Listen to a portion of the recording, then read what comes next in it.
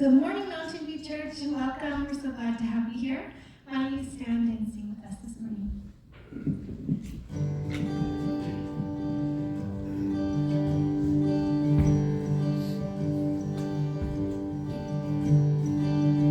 Who am I that the highest king would welcome me? I was lost, but he brought me to know his love for me. Oh, his love for me. Who the sun sets free, oh, is free indeed.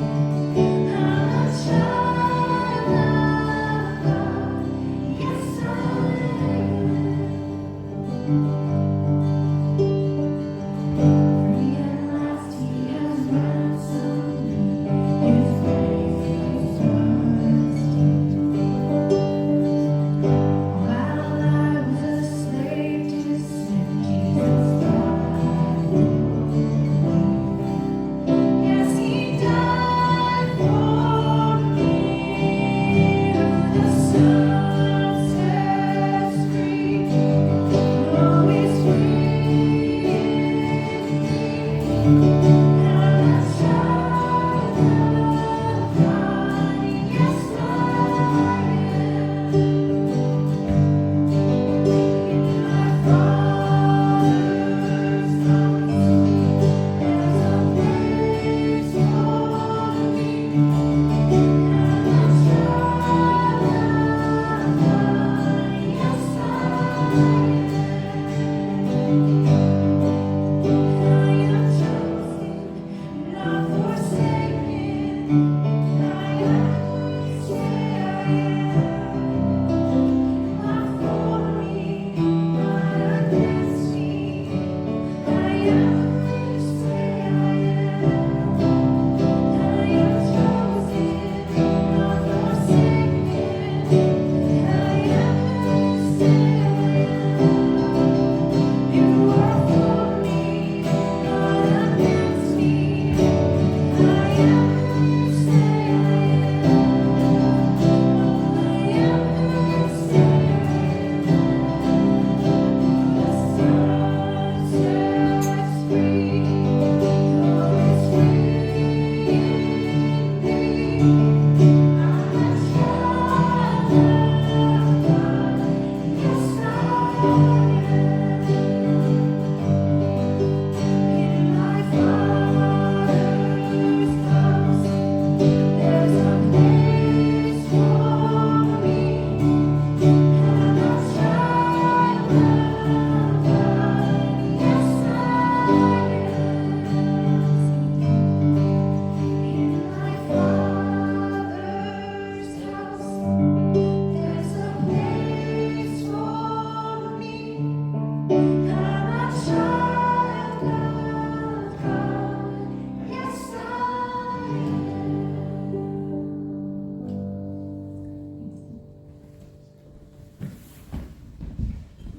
Good morning, and welcome to Mountain View Church. My name is Elijah. I'm one of the pastoral apprentices here. And if you attended here before, you're going to notice that things look a little bit different today. So I was left in charge for a whole month. I'm left in charge of all sorts of things, and it didn't take me long to break them.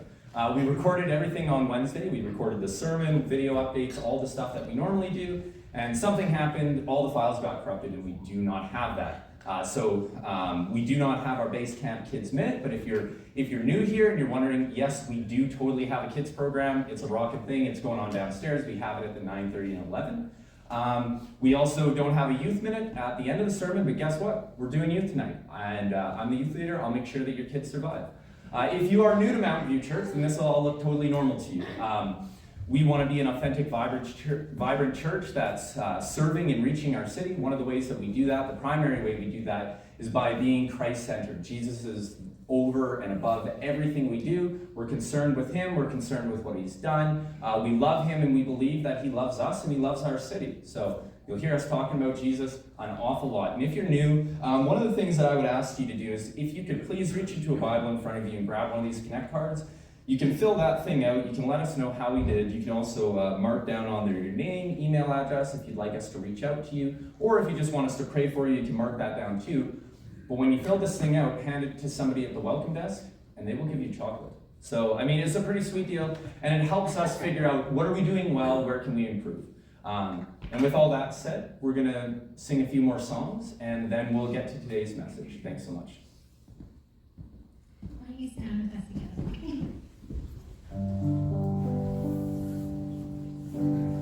love you, Lord. Oh, your mercy never fails me. All my days I've been held in your hands. From the moment that I wake up till I lay my head.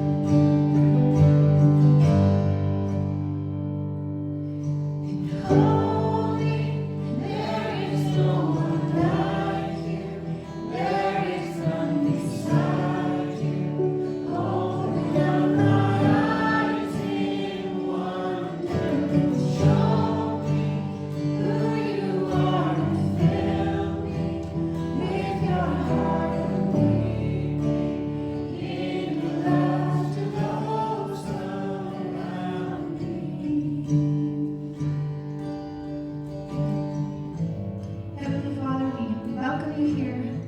We're thankful for your presence here. We're thankful for this place that we have to worship you. And we thank you for the goodness, for loving us. And we just ask that you prepare our hearts and minds for the word that you're about to receive. And God, we just pray all these things and lift all this up. Amen.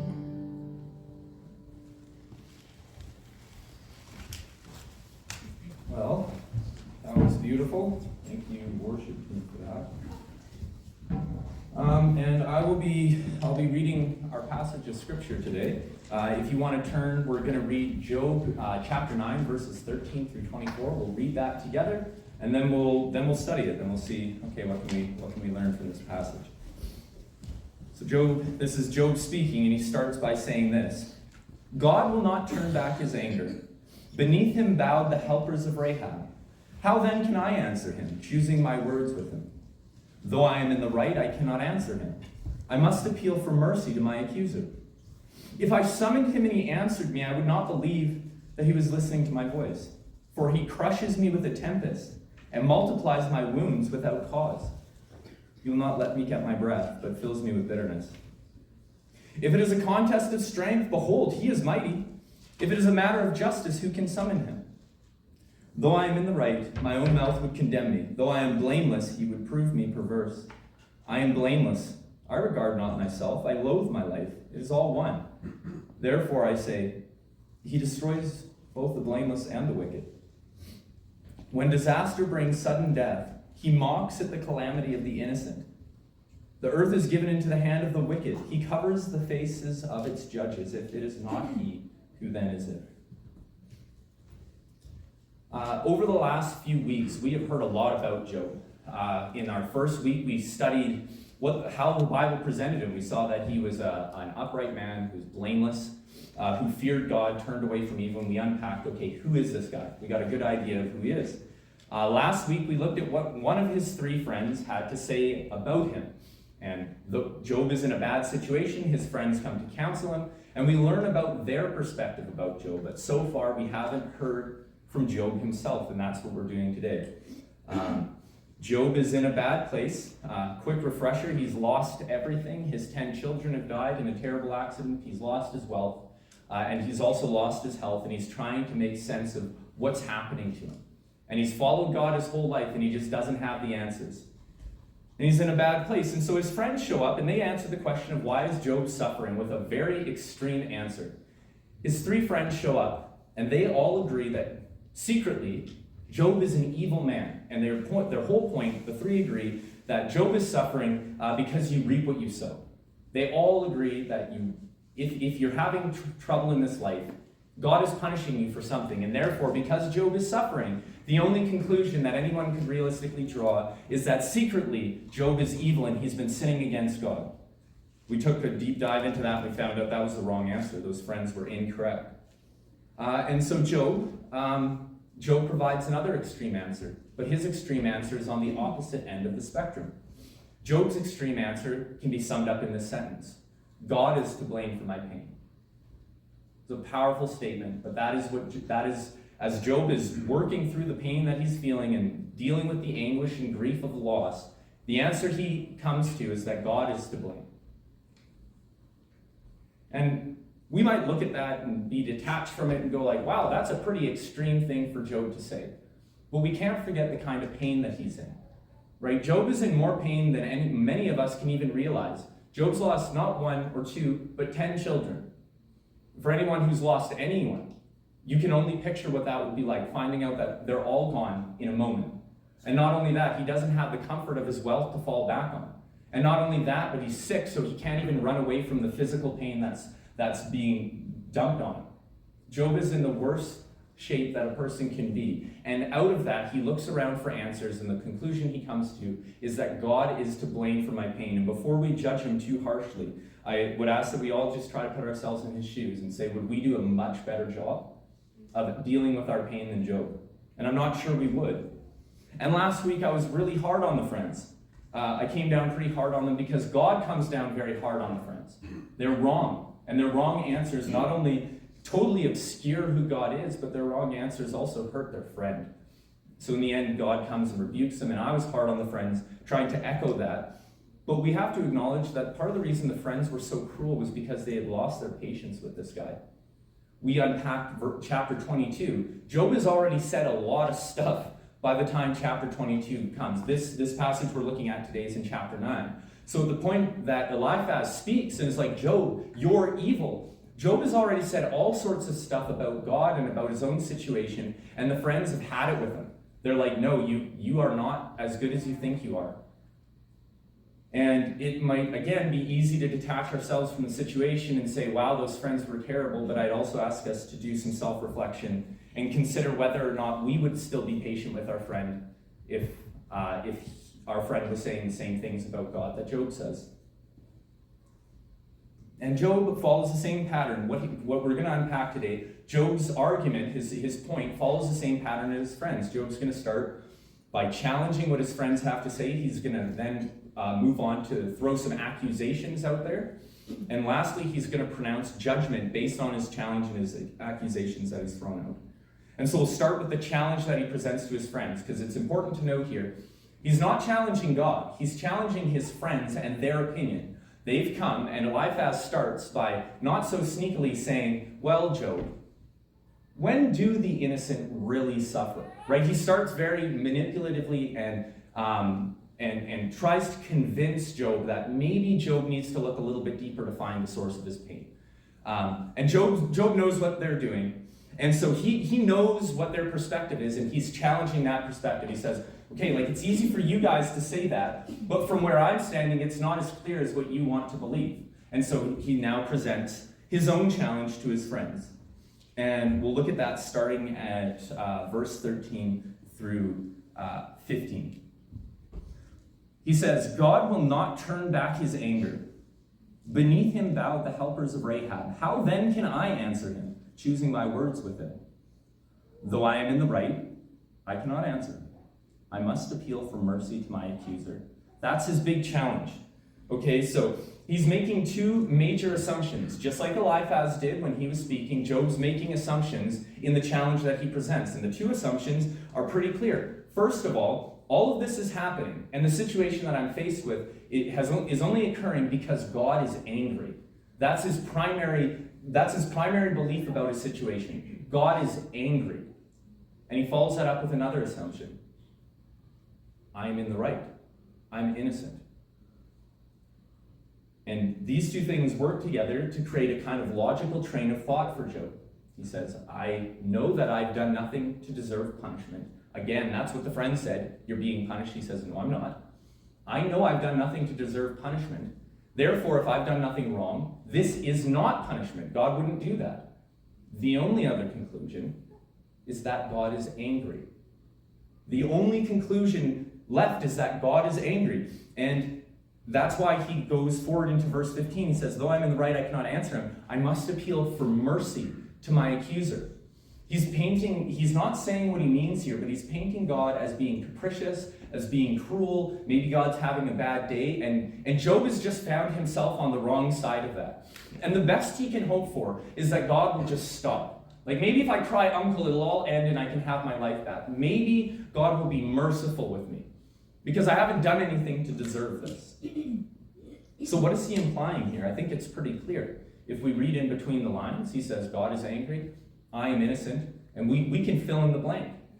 He's already setting the stage to blame God for all of the situation that he's in and put God in the wrong, which is incredible, but it's what he's doing, and he doesn't stop there. We go to verse 16, and he says this. He says, if I summoned him and he answered me, I would not believe that he was listening to my voice. For he crushes me with a tempest and multiplies my wounds without cause. He will not let me get my breath, but fills me with bitterness.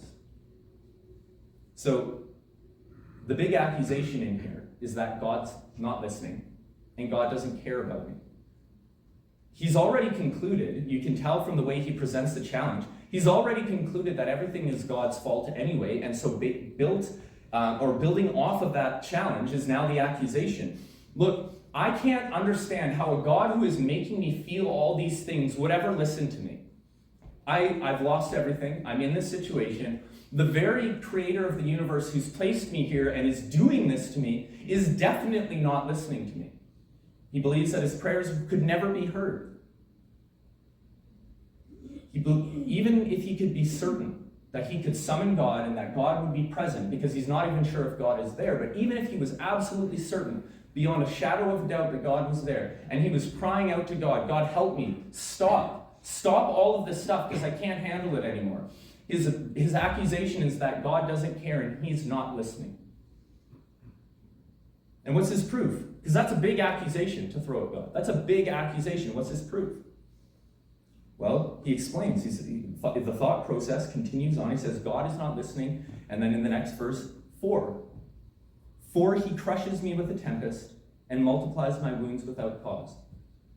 So, ironically, Job's proof of his accusation that God's not listening is another accusation.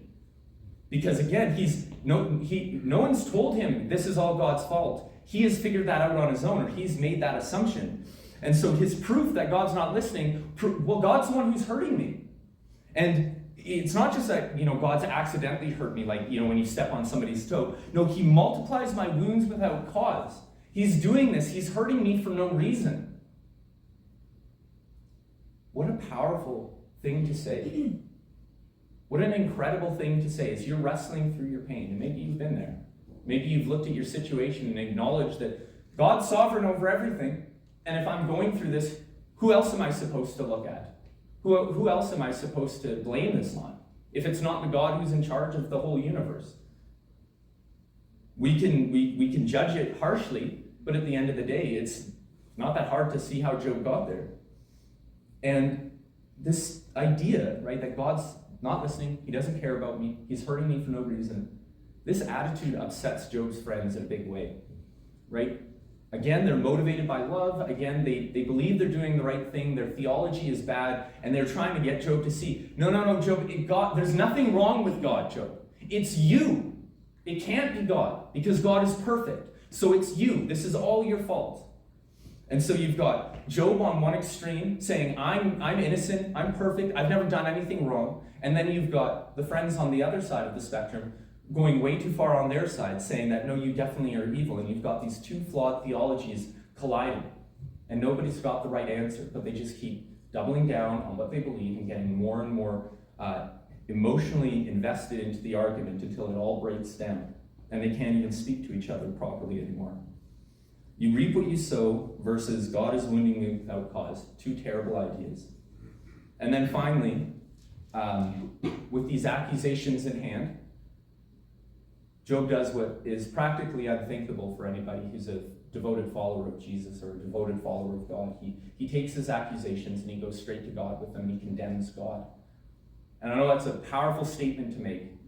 It's even hard to say that I'm explaining what someone else has done, and it still makes me uncomfortable, but that's what Job is doing here. He is condemning God for the perceived slights against himself.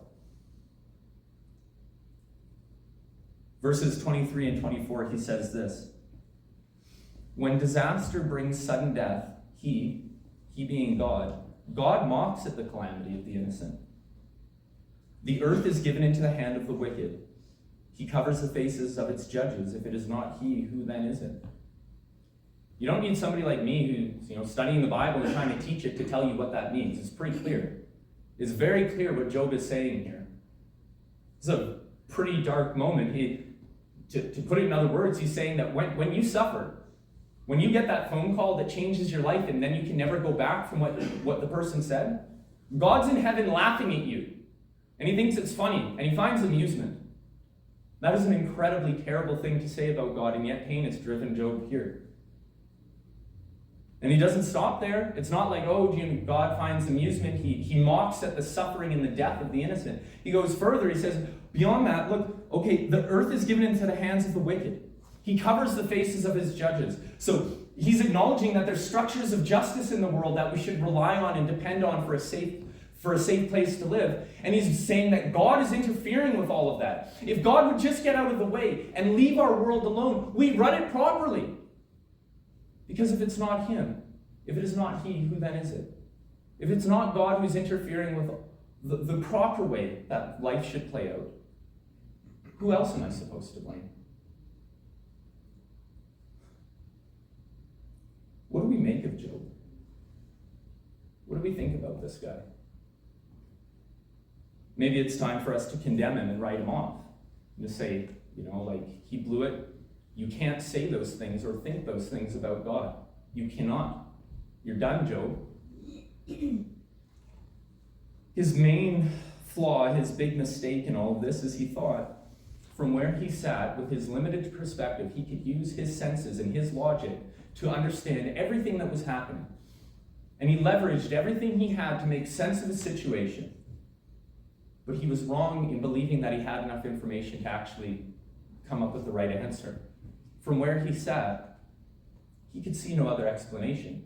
And in a very honest and sincere way, he shares that with his friends. And if it was you standing before your friend, and your friend saying things about the God that you love and follow, like this, well, what would you say? Would you be the super patient Christian who doesn't get anything wrong? Would you be the perfect person? Or maybe you would get frustrated like Job's friends, and you'd say things that you don't mean and that you shouldn't say. Maybe that would be you. But rather than asking the question of what would you do, or what do we make of Job, or what do we think about all this? Maybe the real question we need to ask is, what does God do with Job? What's God's response to all this? Because he's the one in the crossfire. He's the king of the universe. He's the one who created all things and subjected all things under himself. So he's the one who's most invested in this. It's actually not for us to speculate, but rather it's for us to just say, okay, God, so all this has been thrown at you. What's your move? What do you do? But before we get there, I just want to address something, because people have a lot of ideas about the book of Job, and one of the things that I've experienced is that people really want to downplay the severity of what Job says here and what Job thinks here. There's this idea, because at the start of the book of Job, there's this, he loses everything, and then there's a phrase in there that said, and in all this, Job did not curse God with his lips or sin. But that draws a line in the sand. See, people think that applies to the entirety of Job's life. It doesn't. Job loses everything. Everything falls apart, and we're going to cover kind of why that happened next week in detail. Everything falls apart, and in the worst of the worst, when he ends up in a pile of ashes, scraping pus out of his wounds with broken pottery, in all of that, Job did not curse God or sin with his lips. That's true. But I hate to spoil next week's sermon, but the end result of God's response is that Job repents. Job repents of what he's done. Job is clearly sinning against God here. We can't minimize that.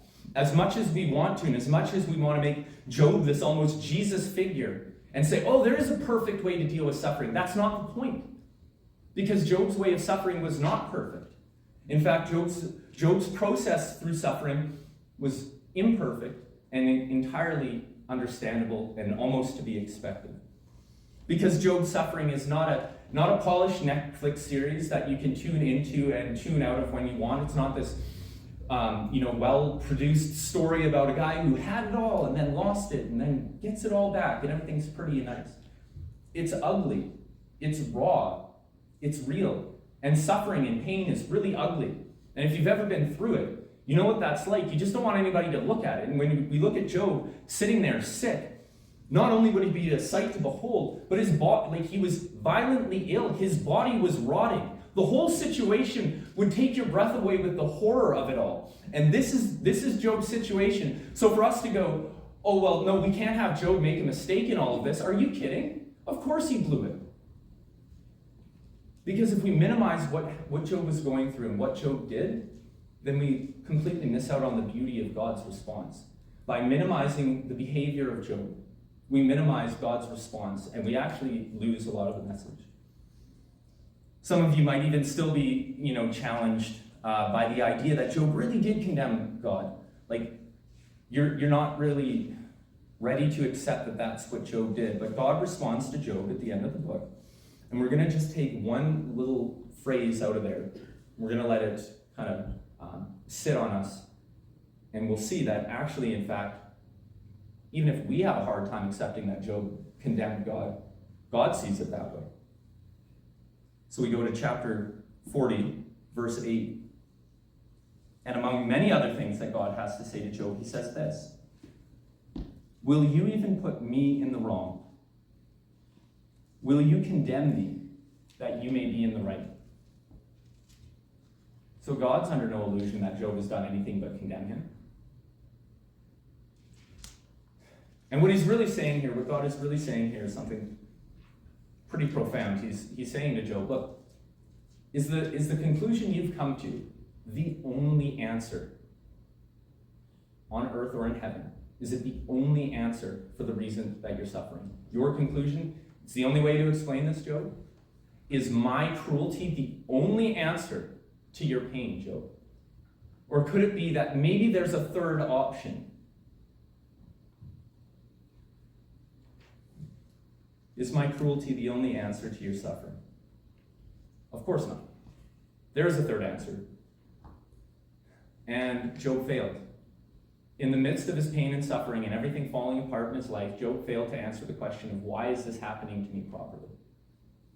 He came up with a bad answer. And we could end there. We could actually end the sermon there, and you could go home and just say, like, oh, okay, so when I go through hard times in my life, I don't get to say, this is all God's fault, God's being mean to me. We could end there, and maybe you would have even learned something. But that's not really today's lesson. The fact that Job was wrong to say these things is not today's lesson. Today's lesson is far more powerful than that. Today's lesson is that God did not abandon Job. God didn't abandon him. We might have abandoned Job. We might have been, if we were in real time watching all of this, we might have been astounded to find out that God would actually speak to Job after he did this. Whatever our perspective about God and Job is, we might have looked at this and said, okay, once you start going in this direction, Job, you're done. You don't get to talk about the God of the universe that way. He'll punish you. He's done with you. You're not worthy to say things like that about God. But God doesn't abandon Job. And there's something really incredible about that, because what Job did was wrong. Job repents because he has to turn from the great sin with which he sinned against God, which is saying all these horrible things about him, questioning his goodness, questioning his justice, questioning the way that he rules the universe he created, which we as human beings, as created creatures, we don't get to do that. Yet Job does it. Job makes all these mistakes, but God understands us. God understands human beings very well, and he's not surprised or shocked by our less than perfect capacity to deal with suffering. It's actually pretty normal when your life is falling apart to do things that you regret. It's pretty normal when you're filled with pain and grief to say things and do things that you probably shouldn't do. Pain drives us in places that we shouldn't be going, and we go there. And then after, when the pain subsides and we're able to figure out our life and make sense of it again, we look back at that moment and we go, how could I have ever said that? Why did I do that? Why did I treat this person that way? And God understands something that, most of us have already figured out by now, if you've been alive for any real amount of time. Pain causes us to do some weird things, but one of the things pain seems to always do when it's bad enough is cause us to lash out at the people that we love. Pain drives, when we are so full of pain and there's nowhere else for it to go, it spills out onto the people that are right beside us. And Job loved God. He had loved him his whole life. Everything Job understood about the world was filtered through the lens of his faith. The blessings he had received, his family, his hope, his health, everything was filtered through the lens of his faith in God. And in a moment, everything fell apart. So it's not really hard to see how he would let that pain spill out over the person he was closest to. Because at this point, Job had actually run out of people to love. So he lost his 10 children. And we're going to just let that marinate for a minute in our minds. And what is that like?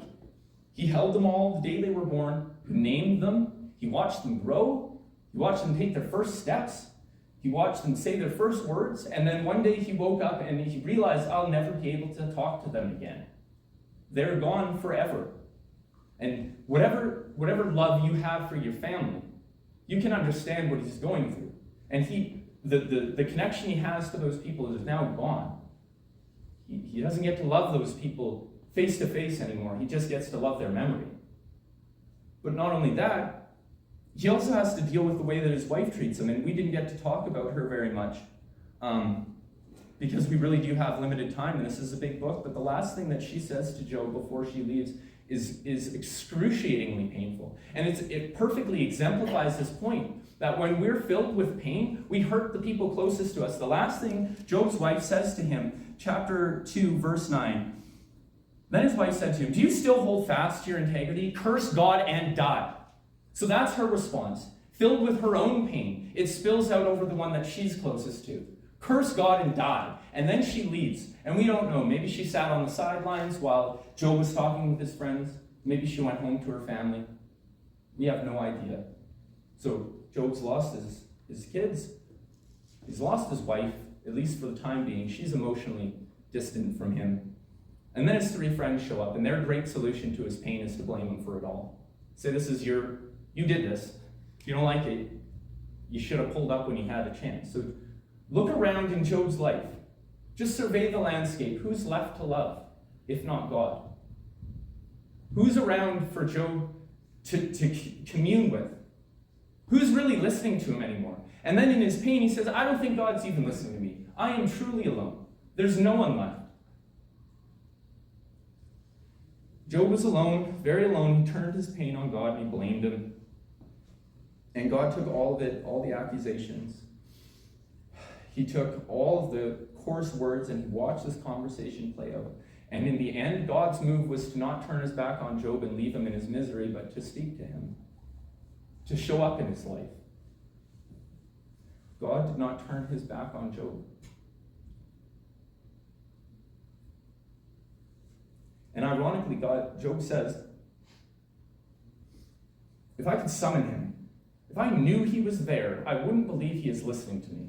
And in this whole litany, God eventually reveals he never left. He was there the whole time. He was listening to every word Job spoke and every thought that went through his head. God was aware of. God had never in any moment of Job's life truly abandoned him. And Job's in his situation, and it's bad, and he's looking. And maybe some of you have been through this. I've been through this as a young Christian with not a firm faith, trying to make sense of the world, and I lost something that was really special to me. And I know what it's like to be Job. I trusted you, and I believed that you had my good in mind, and you took everything from me. And all the dreams that I had are now gone. And the picture of my life moving forward, you've completely destroyed it. And I have nothing left. I have nothing left. You've taken it all from me. And it was in that moment that Job learned, and I learned, and I hope it doesn't come to it for you, but it was in that moment when Job had nothing left but God. He realized that God was all he needed. And I don't know what that looks like in your life, and I hope it doesn't come to that place. I hope you can just take my word for it, that a life of faith is not measured by a moment of failure. A life of faith is measured by the object of your faith. We don't follow a God who turns his back on people who behave like people. And when people hurt, and when people fail, and when people suffer and they don't know what to do with it, God is not up in heaven turning his back on people, waiting until they figure it out until he'll show up again. I would never follow that God. I couldn't. And he would have let me go a long time ago. But he didn't leave Job in his misery. He doesn't leave us in our misery. The other thing that we have to consider too is Job has so much less information than we do. When we're having a hard time, we can open the Bible, we can read through what God has done. We have the Old and New Testaments, we have the gospel accounts, we have the eyewitness accounts of the Son of God coming into the world and dying to reconcile us back to God. We have all of that. And what does Job have? Job doesn't. In Job's day and age, the atonement hadn't happened. Jesus hadn't laid his life down for people yet. At Job's day and age, there's no gospel narratives, and even the idea that God would become flesh, that God would send his own son into the world to save it and to redeem it, that idea was so alien to everyone. It's one of the large reasons why the Jews eventually rejected Jesus, because they couldn't wrap their heads around the idea that God would become a man, and that he would come and he wouldn't just come and teach us stuff, but he'd die for us. That idea was so foreign to everybody in Job's time, including Job. And so even us trying to put ourselves in Job's shoes, we can't figure out the perspective he had in a genuine way. But I guess I want to leave you with this, is how much more proof of God's love do we have than Job did? Like, we have access to stuff that would have changed Job's life if he could have just sat down and read. If he had a church that he could go to. If he had followers of Jesus to sit with him. And in all the pain that he had, ultimately what Job was looking for was proof of God's love. Like, at the heart of it, that's what Job really wanted. Does God really love me? Does God really care about me? Because I sure care about God, and I love him, and I've followed him, and I've done all the things that I'm supposed to do.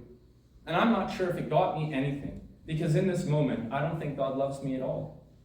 And Job was looking for proof. And I ask you, how much more proof of his love, of God's love, do we have than Job? Like, we actually have places to look, and I'll leave you with 3 places that we always need to be reminded, because maybe you're going through a season of life where feeling and really grasping God's love is just so foreign to you. And it's hard to figure out how you could be going through what you're going through and still be under the care of a God who loves you. Job looked around and he didn't have much to look at. He had his friends who were sneering at him angrily. He was watching his wife walk away. He was watching the whole life he had built up burned to the ground. No matter where he looked, he didn't have much evidence of God's love in his life. But if you want proof that God cares about you and loves you and will never abandon you, there are 3 places that you can look. First of all, you look to the cross. We preach the cross over and over and over again because the cross is where the Son of God died so that we could be reconciled back to God. Jesus gave his life. He really, really, really, really did love you to do that. Because our sin separates us from God. There's no way we can fix this problem of sin on our own. And it took the most valuable resource in the universe to fix this problem, the blood of Jesus to fix the problem. And so if you're questioning God's love for you, he had no more precious thing he could part with than his own son. We have no reason to question God's love. Even though we have moments of suffering in our life, we have no reason to question God's love for us because God's love drove Jesus to the cross. He didn't go to the cross out of guilt and obligation because he felt like he had to, because he was scared of what his dad might say if he didn't. He loved us. So the first place you always look when you're questioning God's love is you just look to the cross. Christianity is the only religion, the only worldview that says God loved you enough to sacrifice for you. But you don't stop there because a dead God means almost nothing to our faith. Once we're done looking at the cross, we look to the empty tomb. Right? Where the very power, the present power in this world that's breaking your heart and causing you pain, sin, was destroyed forever.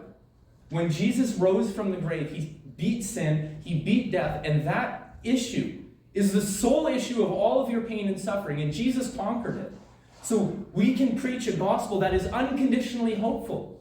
It's not like we're hoping for the best and who knows what's going to happen. The gospel is unconditionally hopeful. The victory has already occurred when Jesus came to life and exited that tomb. It means the story's over, and we're just in the last stages of watching it play out.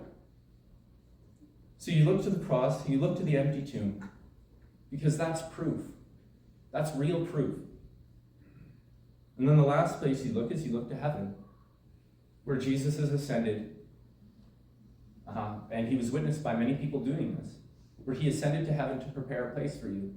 Because even though God's forgiveness of us is already far more than we can ever imagine receiving, he prepares a beautiful place for us that we can dwell with him for eternity.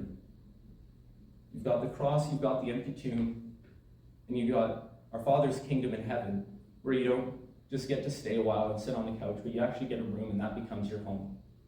So those are 3 directions that Job just couldn't seem to fixate on, for obvious reasons that we do.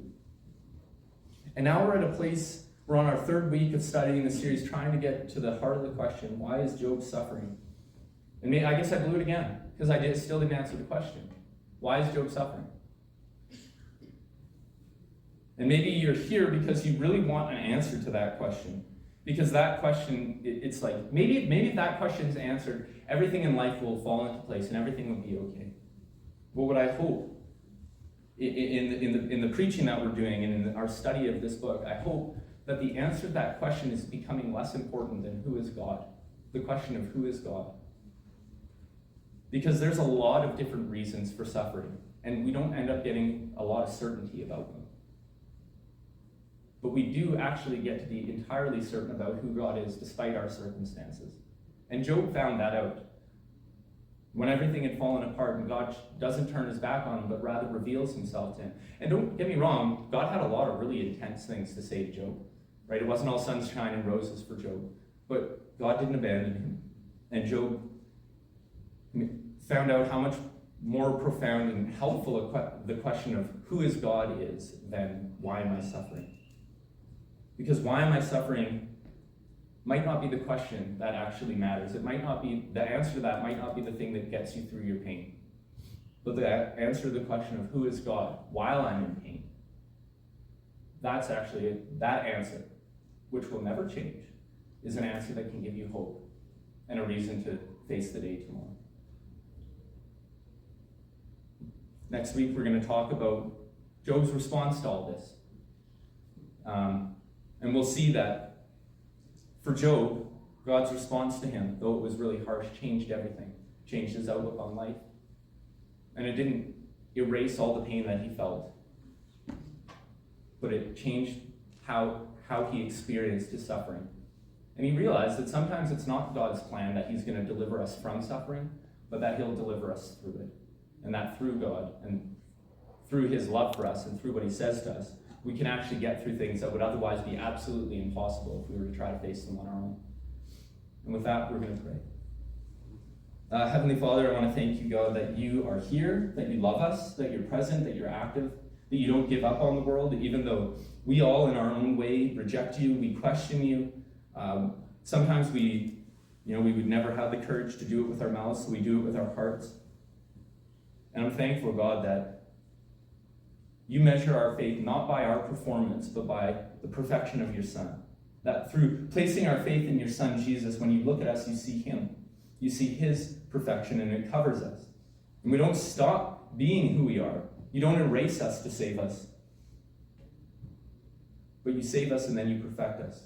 And we're in the growing pains of all that, and all of us are really messy, and we're having, in a lot of cases, a hard time growing into the people that you want us to be. But we trust that you won't leave us, you won't forsake us. And for those of us in the room, for those that are just really going through some stuff right now, I pray that this one truth would just saturate their soul, that you haven't abandoned them. And I pray that would give them hope. And I pray that we would be a people who live our daily lives out of that hope, so that as we interact with people who have all sorts of questions about why the world is such a bad place, we would have good answers for them. That we wouldn't have to pretend the world is perfect to share the gospel, but rather show how the gospel fixes the broken world that we're in. I pray that if there's anyone in this room who's got questions about you, God, they'd be quick to ask them, whether they're going to ask Christians that they know, or they're just going to come to you in prayer. I pray that they wouldn't be afraid to ask you questions. That, God, you'd supply answers through people and through your word, and just through the experience of life. God, please bless our church.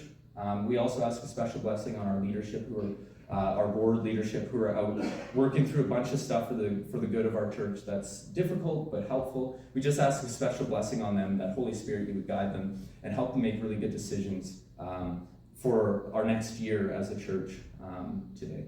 And we pray all of this in Jesus' name. And I want to thank you so much for being here. Again, if you're new, please let us know how we did. And also, give us, if you're comfortable and you'd like to, you can give us your information and we'll reach out to you. We don't want our church to just be a place where you hear hear a guy say some stuff and then you go home, but rather a community, a family that you get to step into and connect with. And so yeah, please do not hesitate to do that. And also, we don't want you to just flood out the doors. Like the next service doesn't start till 11. We've got, it looks like 40 minutes. We went a little bit short today, so there's coffee at the back. Help yourself to coffee, grab a tea. And we have some discussion questions and a prayer focus. So if you break off into some little groups, there's just some stuff for you guys to talk about. And maybe a really important thing, because we all need to be reminded, maybe an important thing that you can talk about right now is just, as a question, where in your life can you look right now to see evidence of God's love? Because sometimes it's right there, we just don't see it because we're looking at all the other stuff. It's important to remind ourselves, and it's important to share that with others. And then I'd ask that you would pray, because I know I'm really hammering on it, but it's true. There are people in this church who are just hurting, that don't know how things are going to get better. I ask that you would pray for them. Or people in your life, maybe they're not connected with our church, but you just know them well enough to know that they're having a hard go. I ask that you would pray for them, and just pray for their faith, pray that they would find hope to believe that God is really with them, because it's true. Again, thank you so much for being here. Next week we're gonna have communion, and we're gonna close our study on Job, and hopefully we'll come to a good conclusion about why this is happening to Job. Thanks so much, and have a good week.